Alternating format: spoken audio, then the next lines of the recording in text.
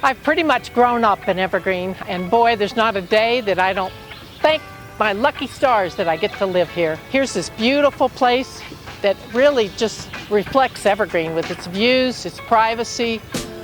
It's just wonderful.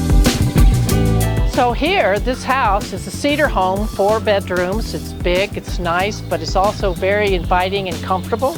It's really sort of a reflection of the Evergreen properties that are here. It just welcomes you home.